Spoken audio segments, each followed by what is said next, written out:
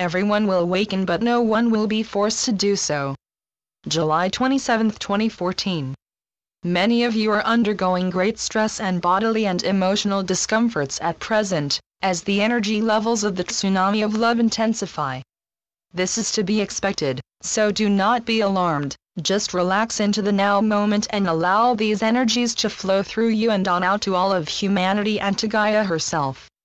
This is what you came to do. You have just forgotten how demanding it would be on your physical vehicles, so make sure to ask regularly for help from your friends, guides, mentors, and angels in the spiritual realms.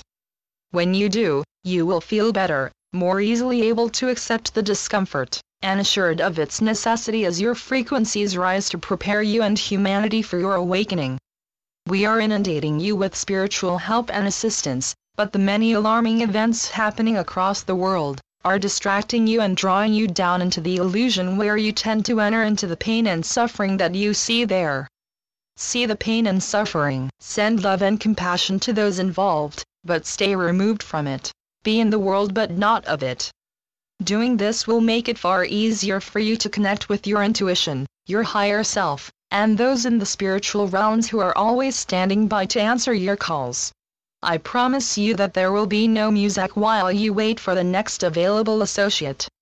We want to help you, we are here to help you, and we always respond to your individual calls. Unfortunately, it can be very difficult for some of you to sense or hear our presence above the distracting din that the illusion, your collective ego, uses constantly to draw you into conflict. It does take much practice and personal discipline to learn to access that quiet inner sanctuary easily and quickly, but I assure you that you will find it very well worth the effort. Even the great mystics and ascended masters have trouble accessing that inner sanctuary when they are embodied, because the lower frequency level at which the illusion holds you is open to massive interference and white noise. Reassess all your daily shoulds and to-do lists frequently, realistically eliminate those that no longer serve you, and enjoy the reduced sense of stress and the resultant feeling of peace that flows in when you allow yourselves to be free. So much of what you feel you need or ought to do is old karmic garbage with which you have become stained over the eons, and which has no validity today. Let it go, its lessons have been learned. Use bleach if necessary, longer periods and meditation.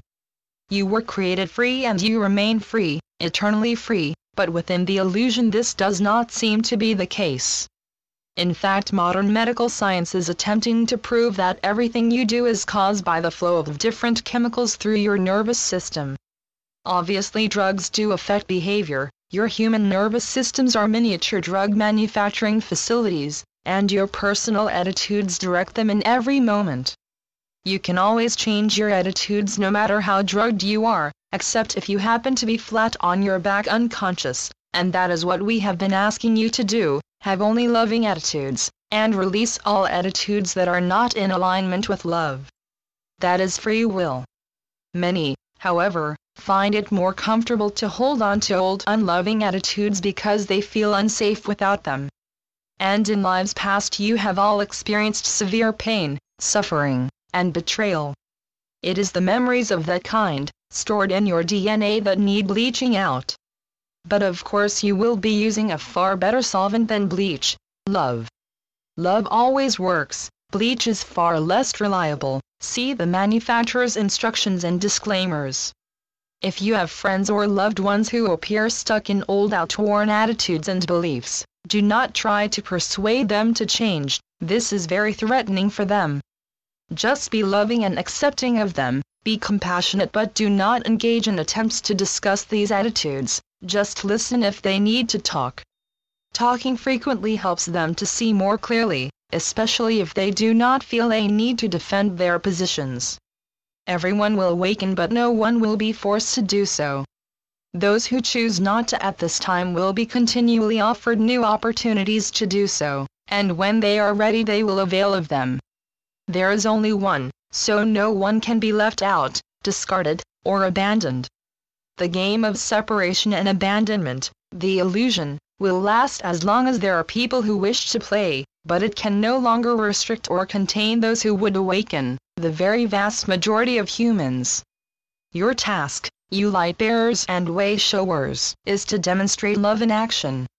You all know, deep within yourselves, whether you have admitted it to yourselves or not, that you are love, that there is nothing else.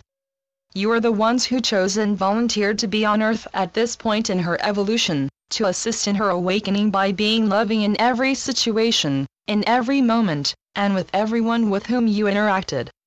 Your memories of this choice are weak, difficult to access, and yet, when you sit quietly thinking about your human situation, it always occurs to you that the only way forward is through love. Often then your reasoning mind comes in to tell you that if everyone behaved like that, all would be well, but that they don't and they won't, so be sensible and protect yourselves, don't let your guard down or you will be hurt. If you catch yourselves being defensive or even going on the attack, stop, regroup, forgive yourselves, and start over, lovingly. To do so is very disarming for your opponent. Your task is to trust that intuitive sense that the only way forward is through love.